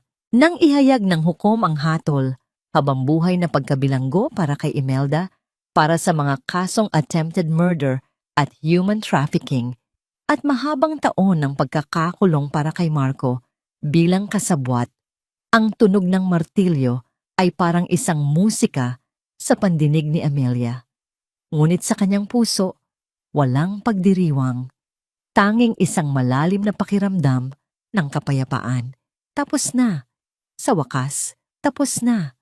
Ang annulment ng kanilang kasal ay mabilis na naaprubahan.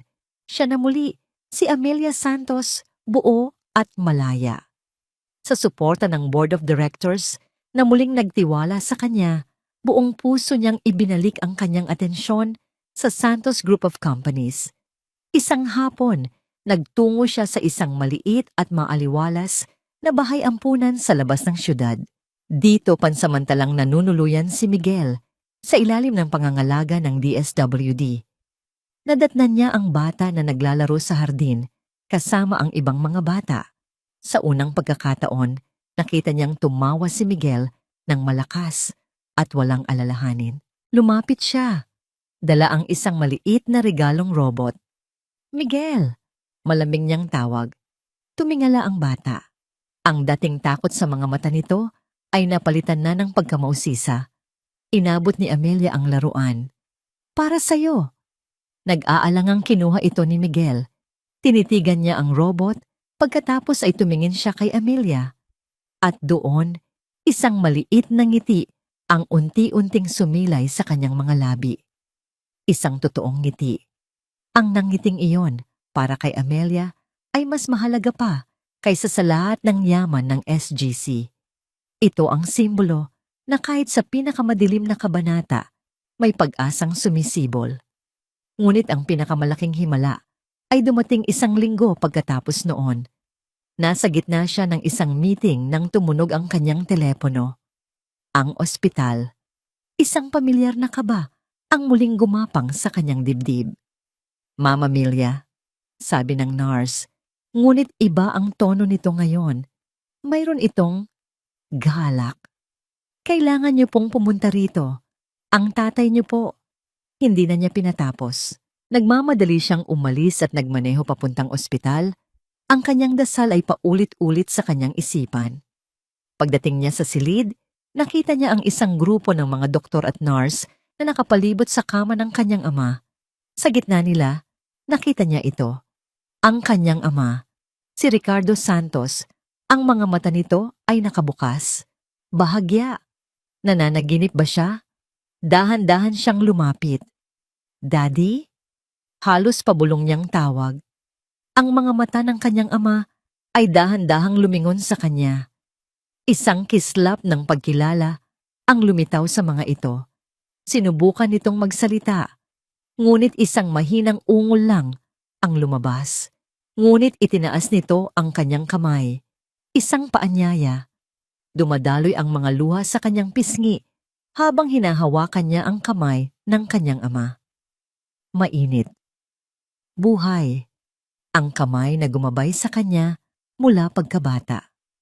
Daddy, nagbalik po kayo, sabi niya sa gitna ng kanyang mga hikbi. Mga luha ng purong kaligayahan, ang lahat ng kanyang ipinaglaban, ang lahat ng sakit na tiniis niya ay nagkaroon ng kahulugan sa sandaling iyon. Ang kanyang hari ay nagbalik. Ilang linggo ang lumipas. Ang paggaling ng kanyang ama ay mabagal ngunit tuloy-tuloy. Isang gabi, pagkatapos ng isang mahabang araw sa opisina, sinundo siya ni David. Let's take a walk, sabi nito. Naglakad sila sa kahabaan ng Manila Baywalk. Ang paglubog ng araw ay nagpinta sa kalangitan ng kulay kahel at lila. Ang hangin mula sa dagat ay sariwa at malinis. Kumusta na ang papa mo? Tanong ni David. He's getting stronger every day. Medyo mahina pa ang boses niya, but his mind is sharp as ever. Nakangiting sagot ni Amelia. Sabi ng mga doktor, isang milagro daw. You deserve a miracle, Amy, sabi ni David habang nakatingin sa malayo. Lahat tayo, sagot ni Amelia at tiningnan si David.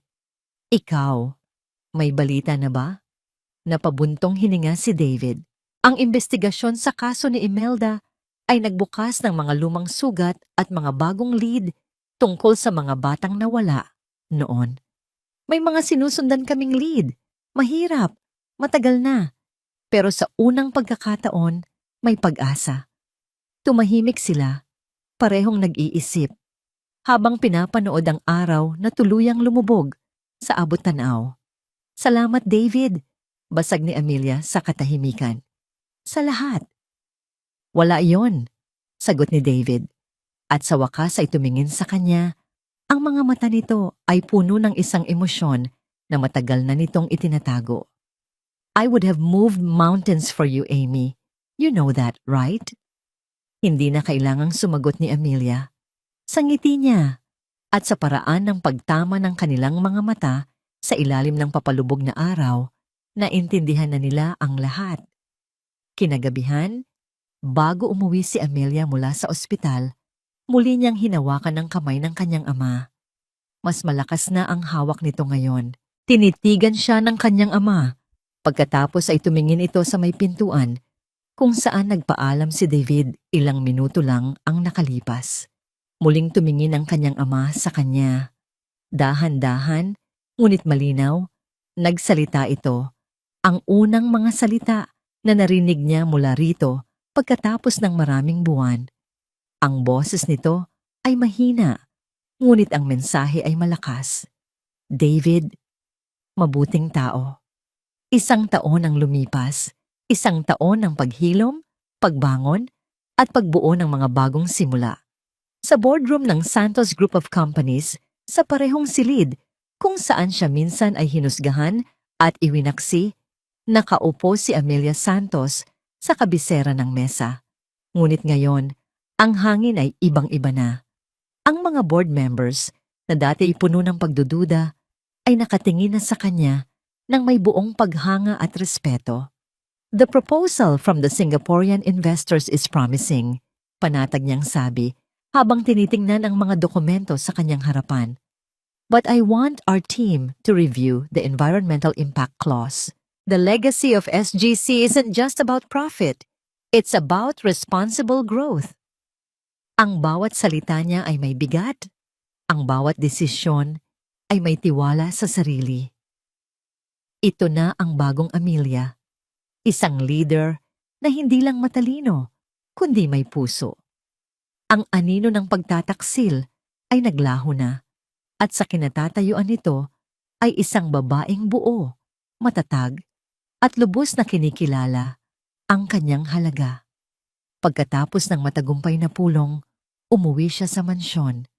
Ang dating malamig at malungkot na bahay ay isa na ngayong tahanan na puno ng init at tawanan. Sa hapagkainan, naghihintay na sa kanya ang 2 pinakamahalagang lalaki sa kanyang buhay. Ang kanyang ama, si Ricardo, na kahit nasa wheelchair pa habang nagpapalakas, ay malinaw na ang isip at masaya na ang disposisyon. At sa tabi nito, tumutulong maghiwa ng pagkain ay si David. Tamang-tama ang dating mo, anak. Inubos na nitong si David ang paborito mong ulam. Pabirong sabi ni Ricardo, at isang masayang tawanan ang umalingaw-ngaw sa silid. Umupo si Amelia sa tabi nila, at isang pamilyar na pakiramdam ng kapayapaan ang bumalot sa kanya. Ito na ang pamilyang matagal niyang pinangarap. Isang pamilyang binuo hindi ng dugo, kundi ng pagmamahal, pagtitiwala, at pag-alaga sa isa't isa sa gitna ng pinakamatinding unos. Habang sila'y masayang nagkukwentuhan, biglang tumunog ang telepono ni David. Tiningnan niya ang screen at biglang nagbago ang kanyang mukha. Isang halo ng gulat, pag-asa at kaba. "Excuse me," sabi niya, at mabilis na tumayo para sagutin ang tawag sa isang pribadong sulok. Sinundan siya ng tingin ni na Amelia at Ricardo. Nakita nila kung paano nanlaki ang mga mata ni David habang nakikinig sa kausap. Nakita nila ang hindi makapaniwalang pag-iling nito, ang nanginginig nitong kamay na napahawak sa kanyang bibig. Pagbalik niya sa mesa, ang mga mata niya ay may kakaibang kislap. Tumingin siya kay Amelia. May nahanap sila. Nanginginig ang boses na sabi ni David. Isang babae, 16 na taong gulang. Ang mga detalye, tumutugma sa pamangkin ko. Kay Leah. Napatayo si Amelia. Naramdaman niya ang saya at kaba ni David na para bang sarili niya itong nararamdaman. David, sigurado ba sila? Hindi pa, Pero ito na ang pinakamalakas na lead na nakuha natin sa loob ng 15 taon, sabi niya, at isang butil ng luha ang pumatak mula sa kanyang mga mata. Luha ng pag-asa. Kailangan kong puntahan. Hinawakan ni Amelia ang kamay ni David. Mahigpit. Sasama ako sa'yo. Ilang linggo pagkatapos noon, sa isang marangyang ballroom na puno ng mga maimpluwensyang tao, magkasamang dumalo sina Amelia at David sa isang charity ball para sa mga batang ulila, isang advokasiyang malapit na ngayon sa puso nilang dalawa. Ang gabi ay puno ng kumikinang na mga ilaw at magagandang musika. Ngunit para kay Amelia, ang tanging liwanag na nakikita niya ay ang nasa mga mata ni David. Ang paghahanap nito kay Leah ay nagpapatuloy, ngunit sa unang pagkakataon, may direksyon na. May pag-asa. Nakatayo sila sa isang balkonahe, tanaw ang syudad na minsan ay naging saksi sa kanyang pagkadurog. Ngayon, ito na ang saksi sa kanyang muling pagbangon. Naaalala mo ba nung una, kitang tinawagan para humingi ng tulong? Basag ni Amelia sa katahimikan. Ngumiti si David. Paano ko makakalimutan? Ang boses mo noon, parang isang ibon na may bali ang pakpak. At ngayon, tanong ni Amelia. Tumingin si David sa kanya. Ang kanyang mga mata ay puno ng pagmamahal at paghanga.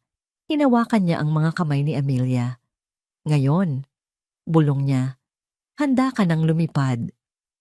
Huminga ng malalim si Amelia, nilalasap ang sariwang hangin ng gabi, ang pakiramdam ng kalayaan, at ang init ng mga kamay ni David sa kanya. Ang lahat ng sakit, lahat ng luha, ay nagdala sa kanya sa sandaling ito, sa tabi ng tamang tao. Tinitigan siya ni David. Ang kanyang nangiti ay puno ng pangako ng isang magandang bukas. Handa ka na ba para sa simula? Tanong nito. Tumingin si Amelia sa mga mata ni David. Ang kanyang puso ay puno ng kapayapaan at walang hanggang pasasalamat. Ang sagot ay kasing simple at kasing tunay ng pag-ibig na nararamdaman niya. Ngumiti siya. Isang ngiting nagmumula sa kaibuturan ng kanyang kaluluwa. Kasama ka, oo. At dito nagtatapos ang ating kwento. Isang paglalakbay na nagturo sa atin na ang tunay na lakas ay hindi nasusukat sa kung paano tayo umiiwas sa pagbagsak, kundi sa kung paano tayo bumabangon sa bawat pagkakataon. Ang aral ng kwento ni Amelia ay isang paalala na sa kabila ng pinakamadilim na pagtataksil at pinakamatinding sakit, mayroong laging naghihintay na bagong simula.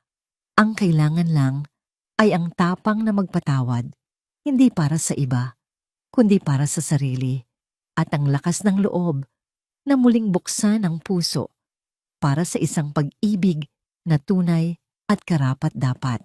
Maraming salamat po sa inyong walang sawang pagsubaybay at pakikinig. Sana po ay may napulot kayong aral at inspirasyon sa kwento natin ngayong araw. Ano po kayang uri ng kwento ang gusto ninyong marinig sa susunod? I-comment nyo lang po sa ibaba.